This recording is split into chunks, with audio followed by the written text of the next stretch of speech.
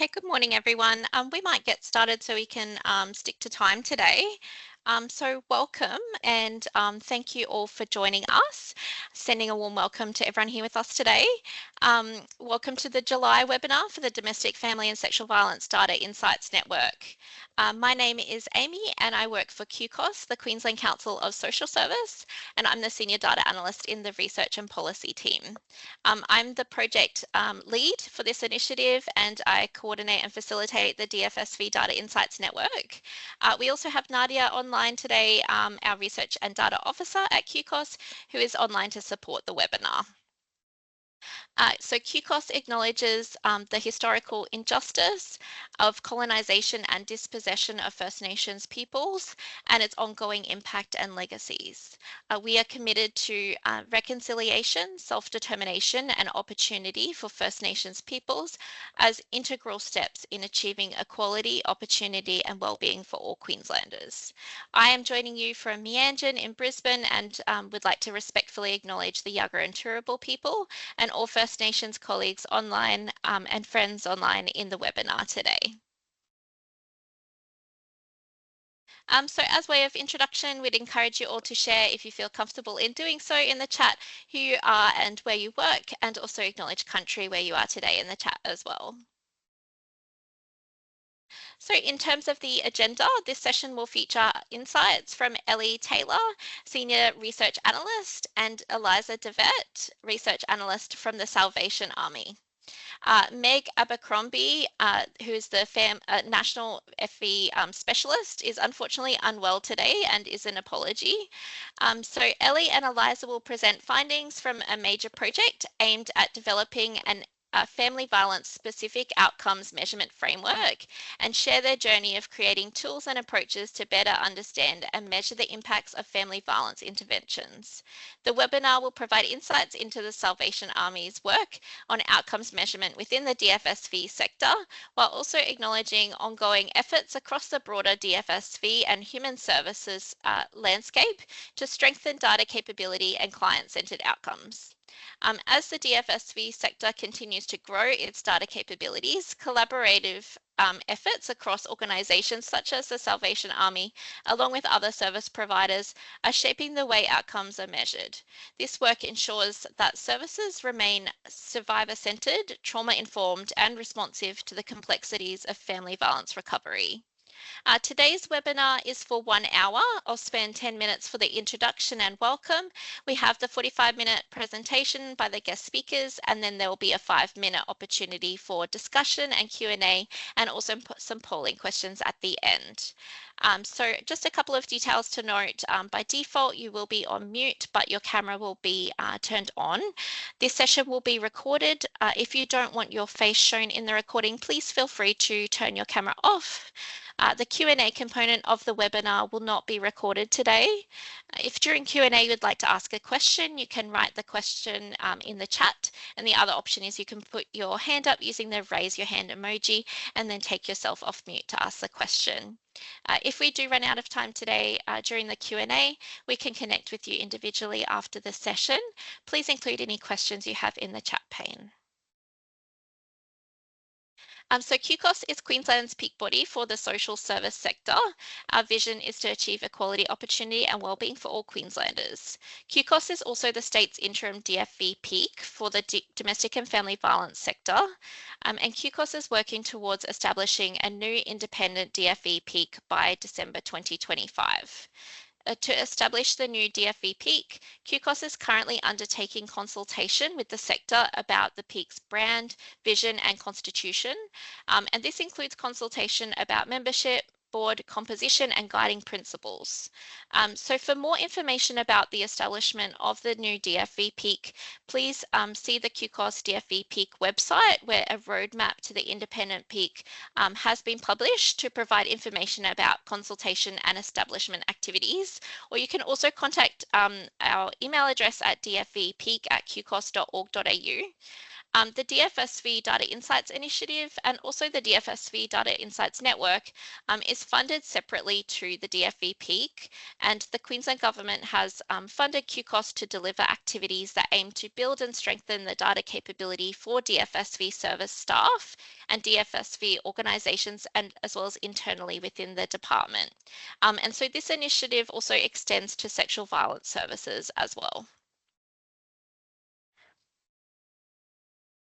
Firstly, QCOS also acknowledges the impact of domestic and family and sexual violence on individuals, families, and communities, and the strength and resilience of the children and adults who have and are still experiencing violence. We pay respects to those who did not survive and to their family members and friends. We also acknowledge and celebrate the work, strength, and courage of the domestic, family, and sexual violence sector, the outcomes that have already been achieved, and to all those part of this journey now. As a network, these discussions focus on domestic, family, and sexual violence. The presentation components of the session will be recorded today. So if you do need to take time to step away, you're more than welcome to come back to watch the session at a later time. If you do find yourself in need of support, please reach out to your EAP, your supervisor, or a support service, such as the ones that we've listed in the slides, and we'll share these in the chat with you as well. Just a brief reminder, the guiding values of the network are collaboration, transparency, a safe place to ask difficult questions, confidentiality, peer support, and also innovation. Just firstly, a quick recap on the DFSV Data Insights Network for those who may be new to the network. The purpose of the network is to improve data maturity of the DFSV service sector to ensure there's an understanding of and commitment to the benefits of adopting an insights-driven approach, to ensure sector uptake of resources and provide support across the DFSV service sector to enable service responses that are underpinned by integration, robust information and evidence-based practice, and also to enable the DFSV service sector to be positioned to enact people, process, and system changes as required through business readiness and data strategy support. The DFSV Data Insights Network provides an opportunity for collaboration and knowledge sharing in the area of DFSV data, with the aim of more effectively utilising community sector resources and products developed by the department to promote improved outcomes and data capability across the DFSV service system. So for example, over the webinar series, you can learn more about topics such as the value of data. We've also touched on data quality and data governance, and we'll be speaking more about data systems, standards, and good documentation practice. We'd like to invite you to express your interest if you'd like to be a guest speaker for the network. Please let us know if you're also interested in thinking that you may be interested in developing a case study. We'd love to hear more from DFSV organisations that have or are working towards mature data systems, visualising their data, organisations that are working with data relating to First Nations communities or diverse groups, as well as measuring impacts and outcomes and examining their data governance processes.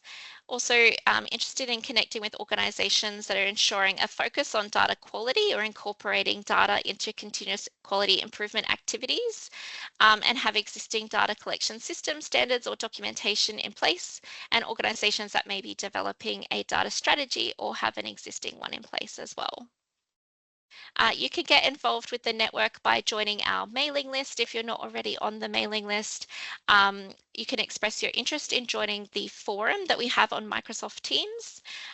In addition to the DFSV Data Insights Network, QCOS is also funded to provide additional uplift data capability support for up to 20 DFSV funded services. So please reach out to our team if you'd like to request support for your organisation. So moving on to a quick overview of the DFSV Data Insights resources that are available for this initiative. We have a DFSV Data Insights website page where you can find out more about the DFSV Data Insights initiative and express your interest to join the network. You can also access data supports and resources, and QCOS will update these sites with additional resources over time. I'll share the links with about the website and along with other resources for you in the chat. In addition, we also have the DFSV Data Insights Community Door Resources Hub page where you can access webinar recordings and also resources for the DFSV Data Initiative as they become available. You can read our guide for managers to speak about the initiative to share with your teams. And we also have approval to share 2 draft documents for the purpose of information sharing, further feedback and education and training. So those 2 draft documents are the draft DFSV Service Sector Data Governance Framework and the draft DFSV Service Sector Data Quality Strategy. And these documents were focused on our network webinar last month, and we'll continue to explore them further in future webinars. We'd also welcome the opportunity to receive any feedback from the sector about the draft documents and invite you to connect with our team to discuss these resources further.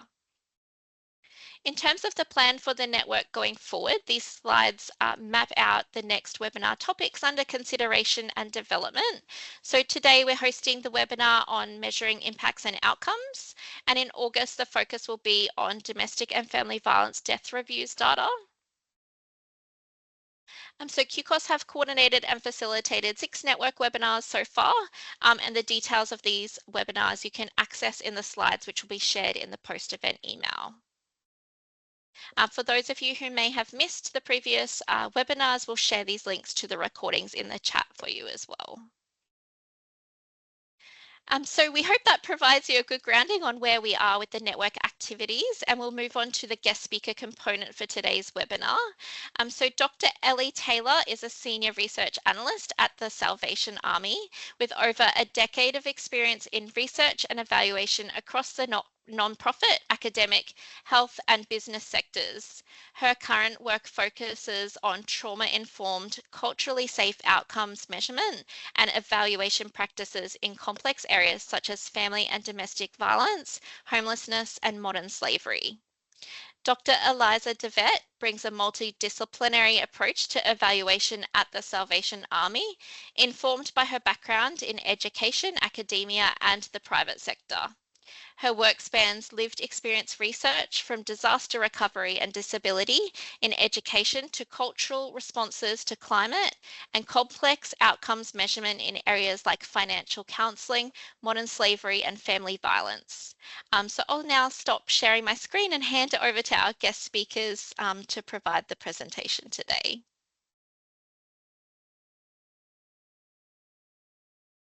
Thank you so much, Amy and Nadia. Welcome everyone. It's great to be here and thank you so much for having us as part of this network. It's such an important network to have and we're very grateful.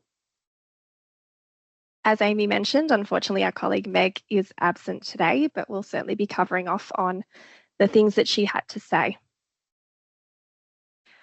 First, I'd like to acknowledge First Nations peoples as the traditional owners of the lands and waterways of Australia that we now share. The Salvation Army is committed to working alongside First Nations peoples to pursue justice, reconciliation, and mutual flourishing. I'd also like to echo Amy's earlier sentiment in acknowledging victim survivors of domestic, family, and sexual violence. The question we're looking to address today is how do we measure what truly matters in the journey of response, recovery, and healing following domestic, family, and sexual violence? In order to cover off on this question, we'll go through several sections today. We'll start with some challenges of doing outcomes measurement in this space. We'll then speak to stages 1 and 2 of our pilot outcomes measurement work at a national level, followed by some insights from our advisory network and lived experience consultations. We'll then share some learnings from development and testing of a new measurement tool, and then we'll speak to what's next in this space. We know it's an ongoing journey. I'll pass it over to Eliza now to provide some context. Thank you, Ellie. As was mentioned, Meg was meant to join us today, Meg is our national specialist from the National Family Violence Stream here at the Salvation Army, and we work closely with Meg throughout this project. So the following 3 slides were originally her script that I'll share with you today. So domestic, family and sexual violence remains a significant issue in Australia. An estimated 11% of adults in Australia, that is approximately 2.2 million people, have experienced violence from a current or former cohabiting partner. On average, 1 woman is murdered every week by a current or former partner.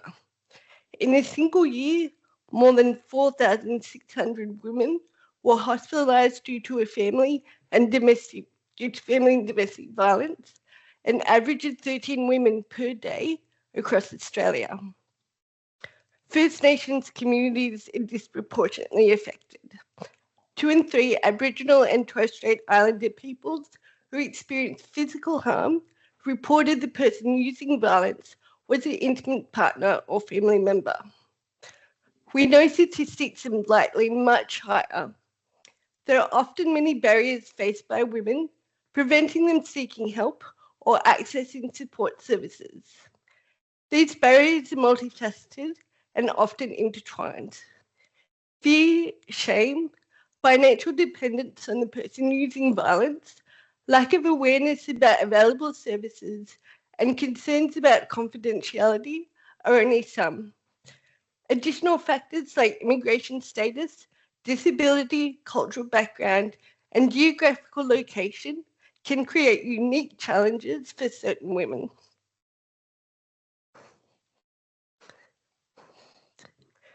To meet the needs of women and children adversely affected by family, domestic and sexual violence, the Salvation Army delivers high-quality family violence services nationally.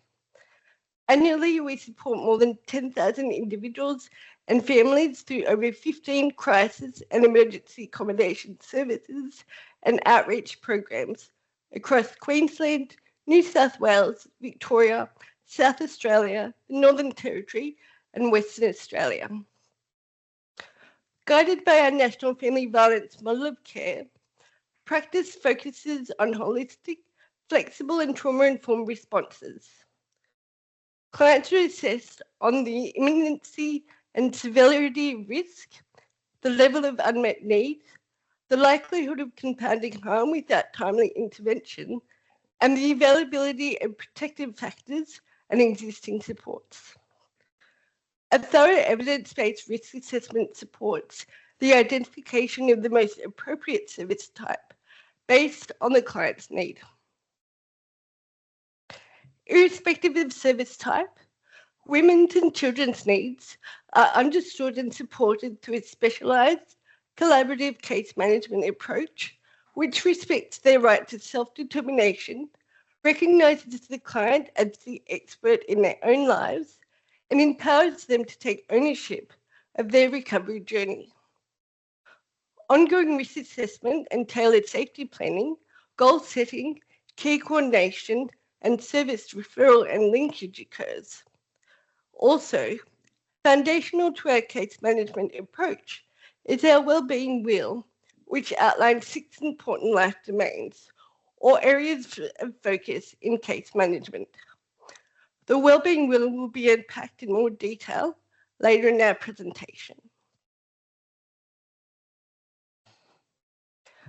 Understanding the impacts of our services is crucial.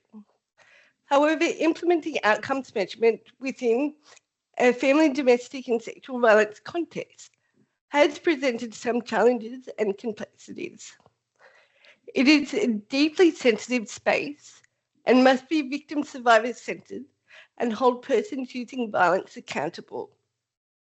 Victim survivors are unique. We work with people from a wide range of backgrounds with varying lived experience. Our workforce is just as diverse, bringing different skills, perspectives and experience. While this richness is a strength, it also brings unique challenges within a research and outcomes measurement context, making it hard to apply standardized outcome measures in a meaningful way. We needed an outcome measurement tool that honours this complexity, not flattens it. Just as people and their experience are diverse, recovery and healing is also not linear. The definition of outcome or success can look very different client to client. One victim survivor may find stable housing a relatively tangible outcome, while for another, building trust is a significant outcome and a little more challenging to measure. Traditional measures like securing housing often miss personal, powerful challenges. Most victim survivors interact with multiple systems, such as legal, health, and housing. Trying to isolate the impact of one practitioner, one agency, or one intervention risks ignoring the interconnected wraparound supports provided to many clients. We also must acknowledge most clients we work with are in crisis and therefore may not be in a place to provide informed consent or engage in outcome measurement. While we mitigate risks through a flexible and holistic approach to service delivery, it can mean individuals are not always open or ready to engage in outcomes measurement. Finally, before handing over to Ellie, I'd like to briefly highlight some of the challenges related to a sector experiencing growth and refinements. Despite promising advances in service delivery and best practice, the sector continues to face significant issues. Family violence-specific data collection systems remain underdeveloped and unaligned at the national level. Priorities of resources for data, evaluation, and outcome measurements are a challenge, and service networks operate in silos.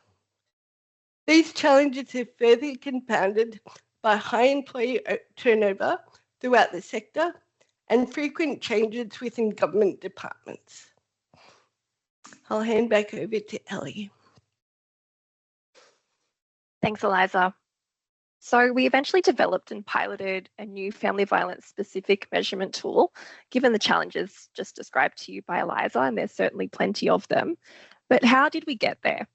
When we commenced our pilot outcomes measurement journey in 2021, we first considered and piloted existing tools. So we're going to detail for you the journey that we took to ultimately get to development and testing of a completely new tool.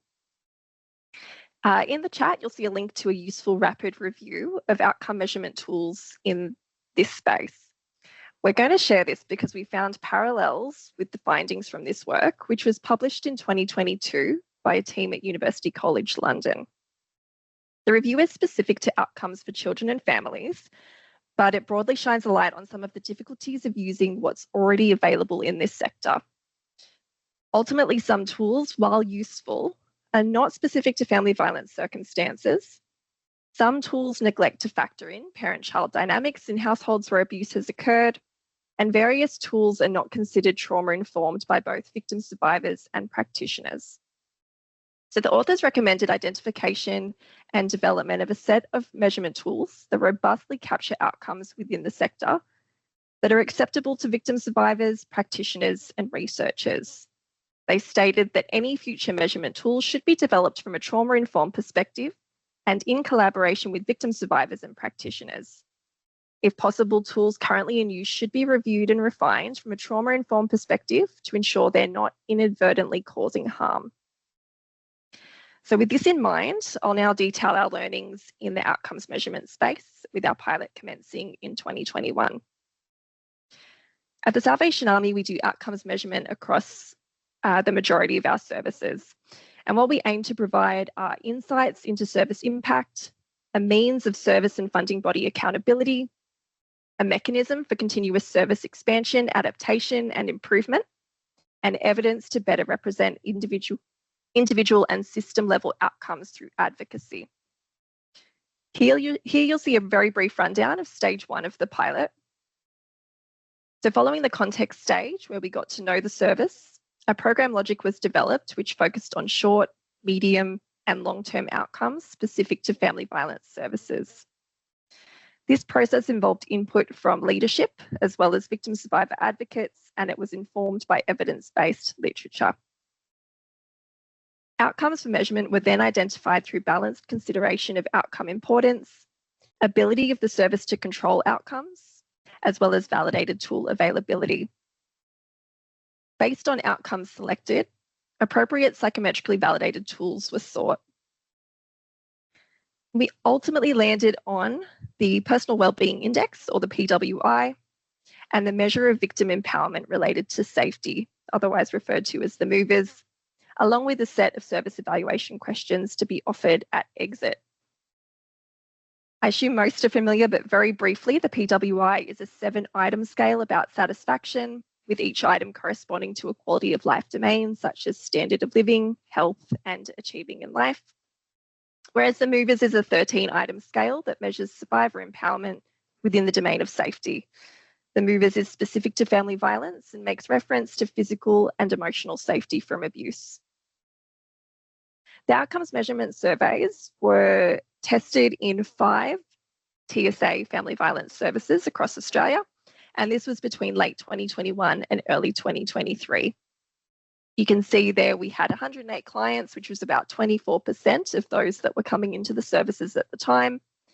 And we had 22 participants who completed matched surveys, which meant they completed a survey at baseline or at entry to the service, as well as on exit from the service. So what did we find? In brief, we received some important feedback from practitioners and clients on the PWI and movers. Most practitioners found the PWI simple, easy to use. However, they found it quite generic and not necessarily specific to family violence situations. The movers tool presented some limitations and difficulties too, with people suggesting the questions were a little bit long. The case planning utility was limited. There were limited translations, and some questions were not action-oriented. We also noted that careful consideration should be given to survey administration at intake due to the extensive data collection requirements and the client's situation at the time. Importantly, we also learned what the key success factors were as well. So things that worked well were supportive managers and centre outcomes measurement champions, regular contact between the research team and those centre managers and champions, repeated staff training as they were the ones administering the PWI and the movers, receiving direct feedback from staff and having those important conversations, as well as providing plenty of survey reminders. So on the back of stage 1 of the pilot and feedback from practitioners and clients, we ultimately decided we needed to pilot a new tool that was suitable for the Salvation Army family violence context. We joined forces with the Centre for Social Impact at the University of Western Australia, who worked with Zonta House on their Life Matrix tool. For those unfamiliar, Zonta House Refuge Association is a Western Australian organisation that provides support services to women and families experiencing family, domestic and sexual violence. The validated Life Matrix tool was developed and used by Zonta House to measure clients' wellbeing at intake and exit, and it examines several domains such as emotional wellbeing, social wellbeing, and community and cultural involvement. In the chat, you'll see a link to their impact report from this work if you'd like to learn more.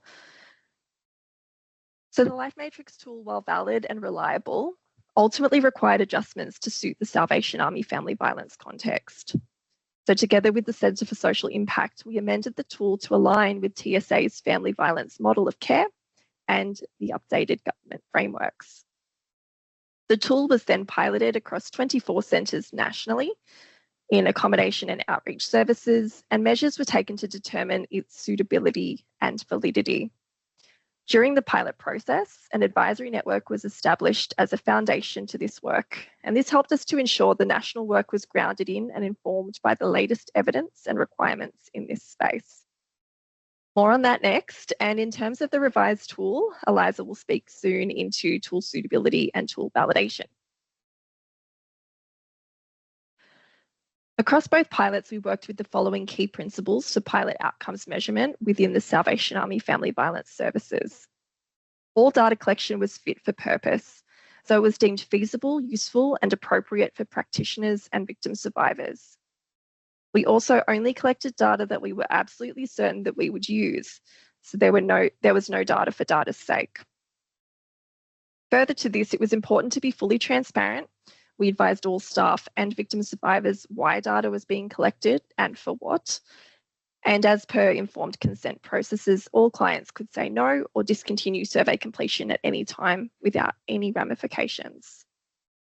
Our data collection and reporting strategy were largely informed by who needs to know what, at what time, and in which formats, and this was given careful consideration.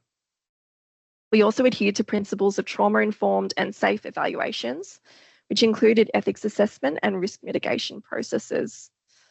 Finally, we tried to reduce fatigue by minimising duplicate data collection wherever possible. As mentioned in stage 2 of our pilot, we set up an advisory network to share knowledge and advise on the development of an outcomes measurement framework for the Salvation Army's National Family Violence Stream. As part of this process, we engaged with both internal stakeholders, including Salvation Army practitioners, managers, and specialists, as well as external stakeholders such as government and peak body representatives. We consulted with representatives from most state and territory governments, with the exception of ACT, as the Salvation Army does not have a significant family violence footprint there at the time. And we met with most representatives a few times. Here is a very brief and non-exhaustive summary of some of the key discussion points that we spoke about with the advisory network. So several things arose. There was a recognition of the importance of collecting both outputs and outcomes in this space. I think oftentimes we do rely heavily on outputs for reasons that are very understandable. There is a recognition that we do need to better understand the outcomes of those accessing services. We also discussed difficulties measuring client-level outcomes for people accessing domestic, family, and sexual violence services. And of course, this is due to various factors. There are a lack of existing validated measurement tools. Practitioners are often prioritising client safety and other paperwork. And there may be a lack of recognition or understanding of some of the benefits of outcomes measurement. We also discussed the importance of improving family violence measurement and reporting processes at state, territory, and organisational levels. There's a recognition that there is a diversity of data management systems used across family violence services in Australia, which results in some difficulties as well. And finally, we had many lengthy discussions around including the voices of diverse populations and children, which we'll discuss a little bit more. Here's a non-exhaustive list of some of the actions that we discussed as well.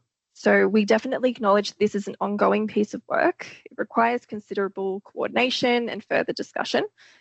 In the meantime, we proposed a few broad action points. So prioritising shared learning amongst organisations and amongst the sector, developing and piloting something simple and straightforward as a tool, which we'll talk to more soon, ensuring that there is practice change and OM capacity building embedded across the sector, developing outcomes measurement skills and capacity at a service level, and of course, making sure that we're using flexible trauma-informed approaches, given the experiences of those that we're working with. In addition, while it was recognised that it was important to consider outcomes for service users, there was also recognition and discussion around workforce outcomes and service delivery process outcomes. It was acknowledged that engaging and leveraging champions in this space can be a very useful undertaking, particularly when we're looking at a leadership level. We really need to have people advocating that. We need to ensure that victim survivors have a say in outcomes measurement framework design, implementation, and analysis wherever possible. And we should also ensure that there is communication between states and territories and between services to encourage a uniform approach wherever possible. The advisory network also provided important feedback on the tool that we developed, as well as our outcomes measurement framework. And together with data analysed by the Centre for Social Impact, this has provided a strong foundation for tool and framework refinements as we work towards embedding outcomes measurement nationally. In the process of pulling together the advisory network, we wanted to understand what truly matters to women who've accessed family violence services, not just at the Salvation Army, but more broadly. So lived experience engagement was an important part of this, and we engaged 11 women across Australia to discuss priority outcomes, as well as provide feedback on the newly developed tool and the service feedback questions that we're hoping to pilot at a later stage. Participants included 4 from Victoria, 3 from Western Australia, 3 from Queensland, and 1 from Tasmania. The group included 1 Indigenous woman, 1 neurodiverse woman, 2 culturally diverse women, women with and without children, women with disabilities, those from diverse regions, rural, regional, and urban, and 2 women who were presently working in the family violence space. So we had several one-on-one discussions and focus group discussions. It was the participants' choice what they chose to do. So here we share some very high-level preliminary findings. You can see that we had 5, so 3 here, but 5 in total priority outcomes that lived experience representatives spoke to. Top of the list was feeling seen, heard, and validated when accessing services. They also wanted to have trust in staff and services providing support, and they wanted staff to address their immediate safety concerns. Further to this, the reduction of psychological distress was significant for 6 of the lived experience representatives, and for 8, they said that well-being, including social, emotional, and spiritual well-being, was of importance to them when accessing services. Finally, we had some feedback on the tool as well. And for the most part, lived experience representatives suggested it was simple, short, and straightforward, which was seen as something of significance given the vulnerability of clients when they first access the service. Several acknowledged the importance of having appropriate administration and support from staff administering the tool. They suggested that it is important for tracking progress. And some suggested as well some rewording of items which we're currently utilising to make changes to the tool. 2 participants did say that they wouldn't necessarily feel comfortable completing the tool at baseline, but 1 also acknowledged the importance of having choice and being able to skip questions, especially when there's fear of information or data being subpoenaed for family court. With that, I'll pass it back over to Eliza. Thanks, Ellie. So in collaboration with CSI, that is the Centre for Social Impact, the Salvation Army team developed the Salvation Army Wellbeing Recovery Indicator. As Ellie mentioned, the indicator was based on Zonta House's validated life matrix tool, alongside learnings from our initial pilot. The indicator reflects the Salvation Army's Wellbeing Recovery Wheel, which is the cornerstone in its client support plans. The wheel consists of 6 domains, as you can see here, with each domain covered by 1 or more of the 13 indicator questions. The Wellbeing Recovery Wheel indicator is offered to clients as they enter and exit the service, and a review time point for longer cases. Pre-post testing was selected. As compared with other methodologies, it detects change with greater accuracy, as it avoids recall bias. It does not require large numbers of participants or a control group, and has potential to observe relationships between variables. Pre-post testing is also increasingly expected of community services within Australia. Because the indicator is aligned to the client support plan, it is more easily integrated into case management processes by identifying clients' areas of strength and those in need of greater support, while tracking progress throughout client support period. In this sense, the Wellbeing Recovery Indicator offers tangible benefits for clients participating in outcomes measurement. The tool was piloted nationally starting in August last year, with data submitted to CSI for analysis in late March. As Ellie mentioned, a total of 24 centres participated across all states in the Northern Territory. More than 110 staff members received training to support the pilot.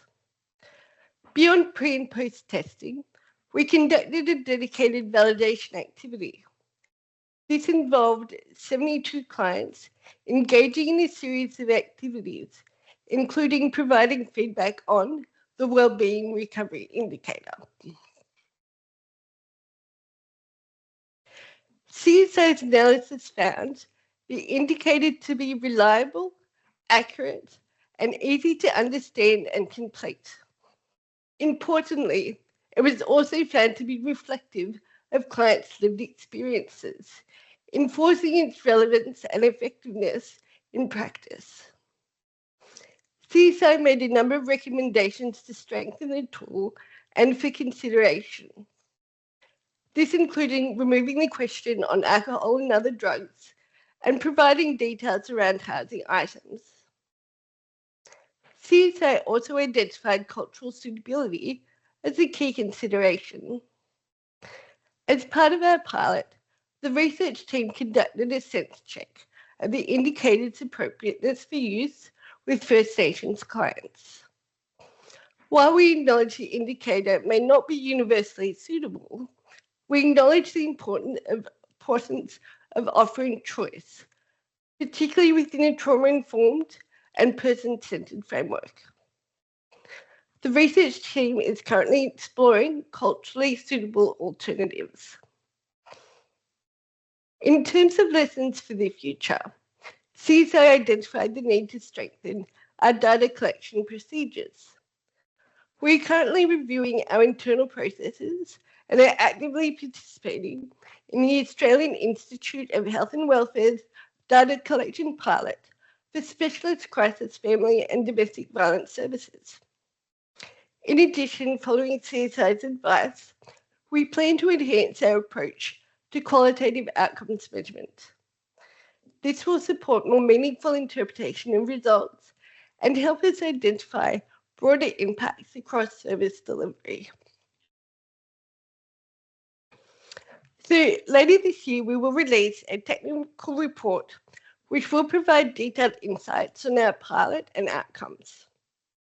Within our organisation, we'll look to release the indicator nationally at the end of the year after revising the tool based on CSI's recommendations. In addition, service feedback questions that have undergone a similar design, pilot and consultation process will be rolled out alongside the indicator. Longer term, we'll look to develop or adapt an outcome measurement tool designed specifically for Salvation Army family violence First Nations clients. And I'll now hand back to Ellie. Thanks, Liza. Finally, we wanted to briefly touch on some evolving areas. So we note that children are victim survivors just as much as parents. And we want to, as the research team, together with internal specialists and practitioners, acknowledge this and embed this within our processes moving forward. So we recently developed comprehensive internal research and evaluation guidelines for working with children and young people. The guidelines were developed on the back of several projects where we worked with children and young people in evaluation contexts. So, for example, our Carina Therapeutic Program evaluation, which won the 2024 CIMNA Award for Innovative Design in Social Impact Measurement. We've recently published this work, which you'll see a link to in the chat, and we've prioritised flexible, child-centred and trauma-informed practices as part of this work. So definitely an evolving space that we won't get into too heavily today. And finally, another consideration is how we work with men using violence and how do we measure the impact of programs that do so. So again, another evolving space, and we're looking into how best to evaluate men's behaviour change programs here at the Salvation Army. Thank you so much for having us today, and we absolutely welcome further discussion. Please feel free to reach out to us via the email shared on the screen.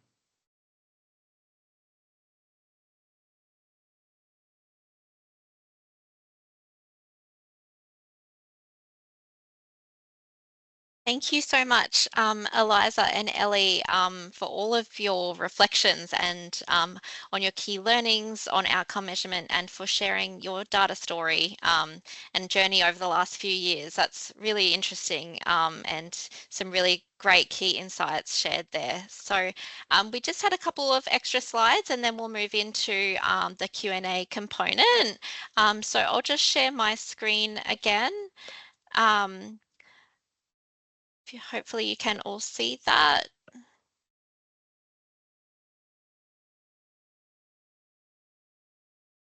So in this session, we wanted to acknowledge the ongoing efforts across the broader DFSV landscape to strengthen client-centred outcomes. So within government, New South Wales and Victoria, they've progressed towards DFSV outcome measurement frameworks to track and monitor actions taken and outcomes achieved. So the New South Wales DFSV outcome framework was developed to support strengthened mechanisms for governance, planning and accountability across the DFSV service system, and ensure services align to outcomes. The framework is comprised of 5 key elements: an overarching goal, outcomes, indicators, measures, and data sources. And the outcomes are listed are similar to those developed in the Queensland Monitoring and Evaluation Framework, including primary prevention, early intervention, supporting victims, and perpetrator accountability, with additional service quality and system improvement outcomes. So these New South Wales outcomes were developed with a person focus to relate to improving people's lives, safety and experiences, and supporting mechanisms that underpin the system-wide response. The outcomes described the intended change and impacts to the DFSV sector. However, there is not a methodology to measure the intended impacts. Additionally, Victoria has developed a family violence outcomes framework, or FVOF, that places women and children at the centre of the response of DFV. A broader reform of sexual violence has been conducted outside of this framework. So the outcomes produced are based off of 4 key areas, and that is family violence and gender inequality are not tolerated, inclusive of sexual violence, that victim survivors, vulnerable children and families are safe and supported to recover and thrive, that perpetrators are held accountable, connected, and take responsibility for stopping their violence, and that preventing and responding to family violence is systemic and enduring. To help build outcomes, capability and capacity, Victoria has begun reporting annually against family violence outcomes, which increasingly builds the body of family violence reform data. So this approach enables greater transparency and confidence in the reform, as well as deepening understanding of the reform impacts. If your organisation is also undertaking work in impact and outcomes measurement, we would love to hear from you today. So please share your reflections and insights in the chat. Stakeholder engagement was held with various domestic, family and sexual violence service sector agencies last year by the department, and the workshops identified 3 key insights on current context relating to outcomes-based measurement. Those were the benefits, challenges and unintended consequences of setting safety and wellbeing improvement targets. Secondly, the benefits, challenges and unintended consequences of assessing safety and wellbeing impacts and outcomes. And thirdly, diversity, equity and inclusion considerations.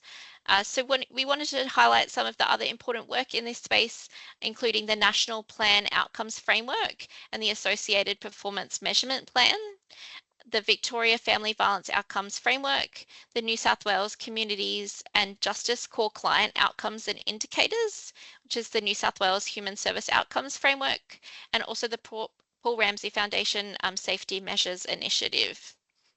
So additional findings from stakeholder consultation included strong supports exists for setting safety and wellbeing targets and measuring impacts.